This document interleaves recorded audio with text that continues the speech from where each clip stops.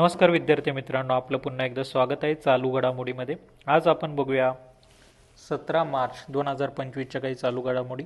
चला तर मग वेळ न वाया घालवता सुरुवात करूया। बघा, पहिला प्रश्न विचारलेला आहे, चौरंग संस्थेच्या माध्यमातून कोणत्या क्षेत्राला प्रोत्साहन दिले जाते? तर याचं योग्य उत्तर आहे मित्रांनो, लोककला आणि नाटक। पुढे बघा, अशोक हांडे यांना कोणत्या पुरस्काराने सन्मानित करण्यात आले आहे? तर याचं योग्य उत्तर आहे मित्रांनो, जीवन गौरव पुरस्काराने त्यांना सन्मानित करण्यात आलेलं आहे। पुढील प्रश्न बघा, भारताने एकूण किती परदेशी उपग्रह प्रक्षेपित करून $14.3 कोटी कमावले? तर याचं योग्य उत्तर आहे, भारताने 313 उपग्रह प्रक्षेपित करून $14.3 कोटी कमावलेले आहेत। पुढील प्रश्न बघा, भारताने सर्वाधिक किती उपग्रह कोणत्या देशासाठी प्रक्षेपित केले? तर याचं योग्य उत्तर आहे मित्रांनो, अमेरिका या देशासाठी भारताने सगळ्यात जास्त उपग्रह प्रक्षेपित केलेले आहेत। बघा, भारताने आतापर्यंत किती देशांचे उपग्रह प्रक्षेपित केले आहेत? तर याचं योग्य उत्तर आहे मित्रांनो, 34। पुढे बघा, खालीलपैकी कोणता देश भारताच्या अंतराळ सेवांचा लाभ घेत नाही? तर याचं योग्य उत्तर आहे मित्रांनो, रशिया।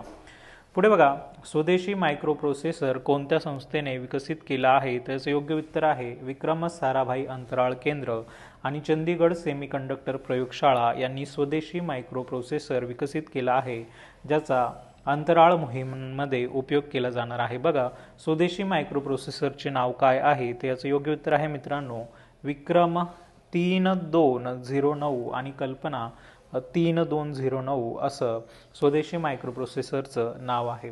पुढील प्रश्न बघा, स्वदेशी मायक्रोप्रोसेसरचा किती बीट प्रकार विकसित करण्यात आला आहे? तर याचं योग्य उत्तर आहे मित्रांनो, 32 बीट।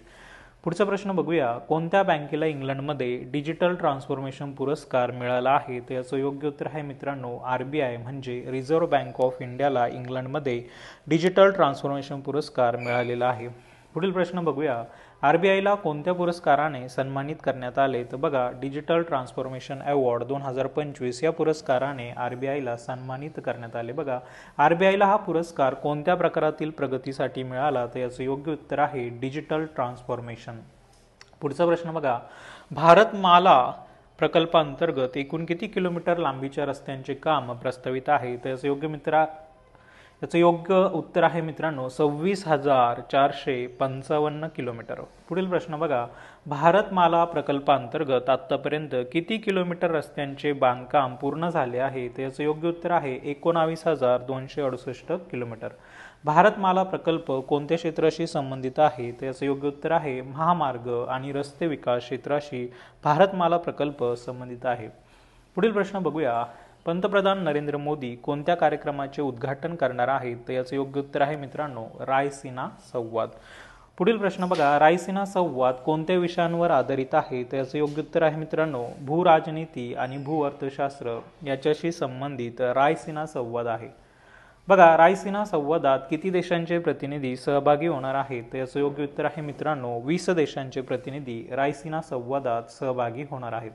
पुढील प्रश्न बघा, रायसीना संवाद कोणत्या संस्थेच्या सहकार्याने आयोजित केला जातो? तर याचं योग्य उत्तर आहे मित्रांनो, परराष्ट्र मंत्रालय आणि ऑब्झर्व्हर रिसर्च फाउंडेशन। अशा पद्धतीने मित्रांनो, आज आपण काही चालू घडामोडी बघितल्या। धन्यवाद।